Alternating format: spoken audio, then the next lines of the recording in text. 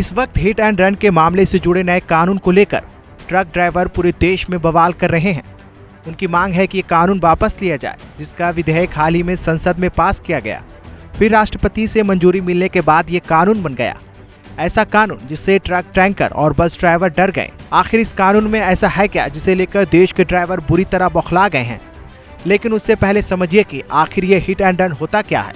दरअसल hit and run उस दुर्घटना को बोलते हैं जहां कोई भी वाहन चालक रास्ते में किसी भी गाड़ी को टक्कर मारकर निकल जाता है, यानी कि वो हादसे वाली जगह से ये देखते हुए भी भाग जाता है कि कोई घायल हालात में कराह रहा है।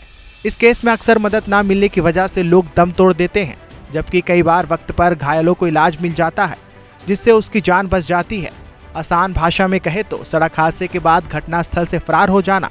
चलिए अब समझते हैं कि हिट एंड रन के नए कानून में क्या है जिसका विरोध सभी ड्राइवर कर रहे हैं।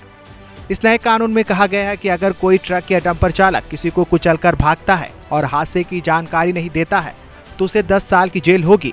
इसके अलावा 7 लाख रुपए जुर्माना भी देना होगा। इस कानून से ड्राइवर में डर यह है कि वह अब कोई भी नौसिखिया ड्राइवर इस पेशे में नहीं आएगा। आइए अब जानते हैं कि पुराने हिट एंड रन कानून में क्या था। इससे पहले ऐसे हादसे के बाद ड्राइवर को आसानी से जमानत मिल जाती थी और वो कुछ ही दिन में थाने से बाहर आ जाते थे। आईपीसी की धारा 304A के तहत ऐसे मामले में सिर्फ 2 साल तक की सजा का प्रावधान था। बता दें कि हिट एंड रन के कड़े कानून की जरूरत इसलिए भी पड़ी क्योंकि आंकड़े बताते हैं कि देश भर में हर साल हिट एंड रन में तकरीबन 50,000 लोग अपनी जान गंवा देते हैं।